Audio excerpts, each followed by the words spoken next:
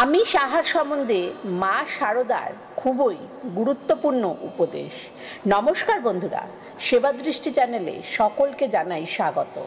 আমাদের মনে অনেক সময় একটি প্রশ্ন জাগে যে ধর্ম কর্ম করতে গেলে কি নিরামিষ ভোজন হতে হবে? আমিষ খেলে কি পুজো করা যায় না? পুজো করতে গেলে কি নিরামিষই খেতে হবে? আজকে এই তথ্যের মাধ্যমে আমরা এই সব প্রশ্নের উত্তর জানার চেষ্টা করব। আমিষ আহার সম্বন্ধে মা শারদা কি বলেছেন, এটি জানতে গেলে কথাগুলো প্রথম থেকে শেষ পর্যন্ত শুনুন। আশা করছি আপনারা এই তথ্যের মাধ্যমে সমস্ত প্রশ্নের উত্তর পেয়ে যাবেন। খাদ্য, পানীয় ও আহার ছাড়া আমাদের জীবন ধারণ করা যায় না। খাদ্যই যে আমাদের লাইফস্টাইল বা আমাদের জীবনের দিক নির্ণয় করে। খাদ্য বিচার করে খাওয়া। আহার সম্বন্ধে শ্রী শ্রী মা শারদা দেবী বলেছেন, যখন যা কিছু আহার করবে প্রথমে ভগবানকে নিবেদন করবে, তারপর তা প্রসাদ হিসাবে গ্রহণ করবে। তাহলে রক্ত শুদ্ধ হবে, আর রক্ত শুদ্ধ হলে মনও শুদ্ধ হবে। ভক্ত শ্যামাচরণ চক্রবর্তীকে আহার সম্বন্ধে উপদেশ দিয়ে বলেছিলেন, বাবা, তোমার মাছ মাংস যা খেতে চাও তুমি খাবে, তবে শ্রাদ্ধের এবং প্রায়শ্চিত্তের অন্ন খেতে নেই, এগুলো কখনো খাবে না।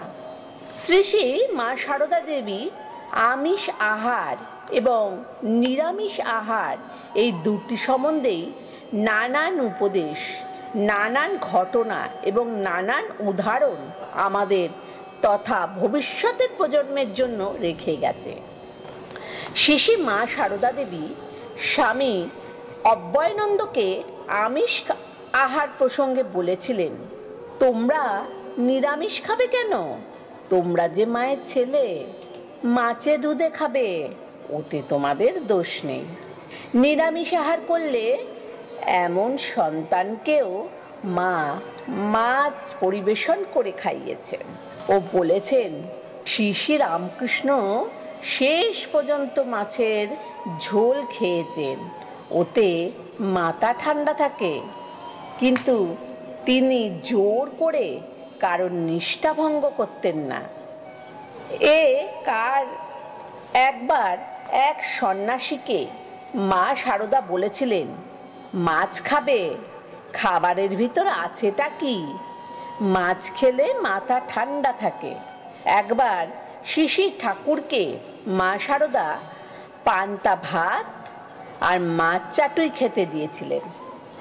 শ্রী ভক্ত কমলা ঘোষ একবার একাদশীর দিন এক আত্মীয়র বাড়িতে গিয়ে ভাত না পেয়ে শুধু মাছ খেয়েছেন। মা বললেন, একাদশীর ফল পেলে আর তোমার একাদশী করতে হবে না। মাছ খেয়েছো শুনে বলল, বেশ করেছ। একাদশীর দিন স্ত্রী মানুষ রাতে দুটো ভাত একটু মাছ খেলে এতে কোনো দোষ নাই। তাই আমরা যারা আমিষ খাদ্য গ্রহণ করি, আমরা মা শারদাকে পাশে রেখে, মা শারদার বাণীকে পাথেও রেখে স্মরণ করে খাদ্যান করি। তবে এই কথাটা সব সময় মনে রাখবেন, যখনই যা কিছু আহার করবেন ভগবানকে নিবেদন করে প্রসাদ স্বরূপ গ্রহণ করবেন, তাহলে রক্ত শুদ্ধ হবে, আর রক্ত শুদ্ধ হলে মন শুদ্ধ হবে। মা শারদা আরও বলতেন, কেউ যদি তোমাকে ভালো না বলে তাহলে মন খারাপ করো না, কারণ এক জীবনে সবার কাছে ভালো হওয়া যায় না। যে অল্পতে তুষ্ট থাকে তার কাছে পৃথিবীর সব কষ্ট সহজ হয়ে যায়। যদি জীবনে শান্তি পেতে চাও, তাহলে কখনোই কারোর দোষ দেখো না, দোষ দেখো নিজের। যেমন ফুল নাড়তে নাড়তে ঘ্রাণ বের হয়, চন্দন ঘষতে ঘষতে গন্ধ বেরোয়, তেমনি ভগবত তত্ত্বের আলোচনা করতে করতে তত্ত্বজ্ঞানের উদয় হয়। ভালোবাসার সব কিছু হয়, জোর করে কায়দায় ফেলে কাউকে দিয়ে কিচ্ছু করানো যায় না। আমাদের যা কিছু সবের মূলেই হচ্ছে ঠাকুর, তিনিই হচ্ছে আদর্শ। তাই যা কিছু করো না কেন তাকে ধরে থাকলে কোনো বেচাল হবে না। ঠাকুর একমাত্র রক্ষাকর্তা, সেটা সর্বদা মনে রাখবে।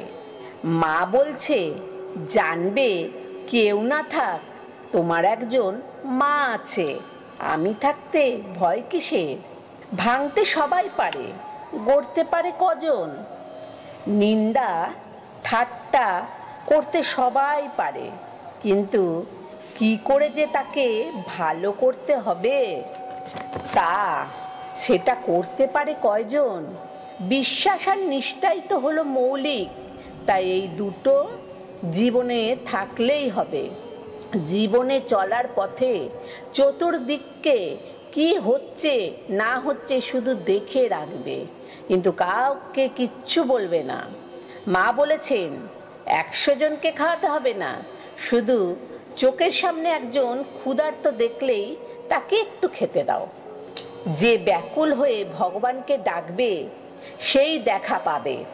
কষ্ট ছাড়া কখনো জীবনে উন্নতি করা যায় না। কষ্ট করে যাও, জগৎকে নিজের করে নিতে শেখো, কেউ পর নয়, জগৎ তোমার। মা বলছে মনটাকে বসিয়ে আলগা না করে কাজ করা ঢের ভালো। মন আলগা হলেই যত গোলমাল বাঁধবে। যিনি ব্রহ্ম তিনি শক্তি, তিনি মা। দরকার নেই ফুল চন্দন ধূপকাঠি, দরকার নেই উপাচারের। মাকে আপন করে পেতে হলে শুধু মন দিয়ে মাকে ডাকো। শিশি মা বলেছেন, আমি সতেরো মা, আমি অসতেরো মা। সংসারে কেমন করে থাকতে হয় জানো?